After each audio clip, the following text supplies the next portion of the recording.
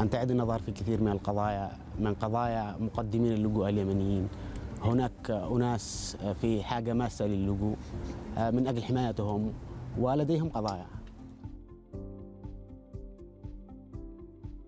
On December 14, the Immigration Office on Jeju Island decided to grant refugee status to 2 Yemeni asylum seekers, the first move of its kind since the inflow into the Republic of Korea early this year.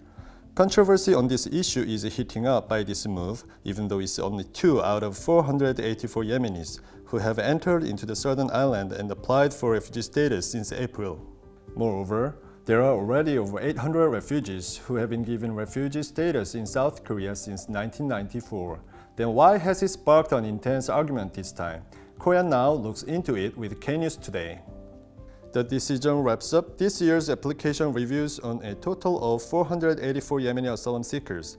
Excluding the 2 aforementioned, 412 have been given humanitarian stay permits, while 56 others rejected.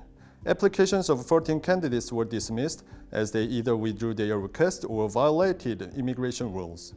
The 2 applicants obtained the refugee status based on the conclusion of being at risk of persecution in their home country, given past experiences of having been abducted and threatened to death by a rebel army. They worked as journalists responsible for writing articles that criticized the rebel forces in Yemen.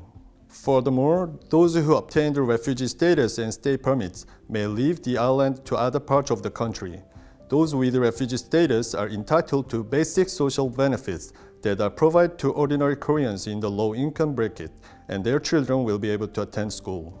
However, this year's ratio of granting refugee status to Yemeni asylum seekers is less than 1%, which shows South Koreans are still reluctant to embrace foreign refugees. All the more, the Ministry of Justice explained that the disapproved applicants were those who entered into Korea to avoid their country's civil war and the rebels' conscription. This does not meet the standard of United Nations High Commissioner for Refugees, UNHCR, which states civil war and escape as the very general grounds for protection of refugees. Nevertheless, the results are criticized by not only progressive civil rights advocates but also conservative civic groups as well. The latter argues that worries about security have increased within the island, with biased perspectives on the Muslim religion and numerous unconfirmed accusations of Yemenis committing crimes, adding to the hostile reception of the asylum seekers. It also allegedly is told to be difficult to discern real political refugees from the fake who are after illegal employment. This perspective has to do with the fact that the number of refugees fleeing the civil war in Yemen and seeking shelter on Jeju Island through its visa waiver program rapidly increased this year. No Yemenis requested refugee status in Jeju in the first year of the war. Only 7 did so in 2016 and only 42 in 2017. But the number of applications rose to almost 500 in 2018. Reflecting the negative public sentiment, some petitions were posted on the Blue House website requesting the expulsion of Yemeni refugees. On the other hand, the former criticizes the screening process is too strict to protect the civil rights of Yemen. The head of South Korea's human rights watchdog expressed her regrets over the result of application reviews by the Justice Ministry. Jae-in, chairperson of the National Human Rights Commission, said it won't help resolve the refugee problem to reinforce a requirement for the refugee status simply due to the negative public sentiment. She also urged that the government's refugee policy should accord with international human rights standards.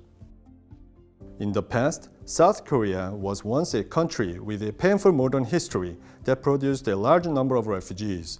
Through the Japanese colonial rule, national division, and Korean War, many Koreans had turned their backs to their homeland and fled into other countries.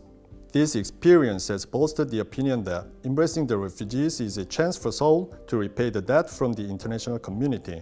Moreover, the problem of refugees has now become a global issue that no state can simply ignore.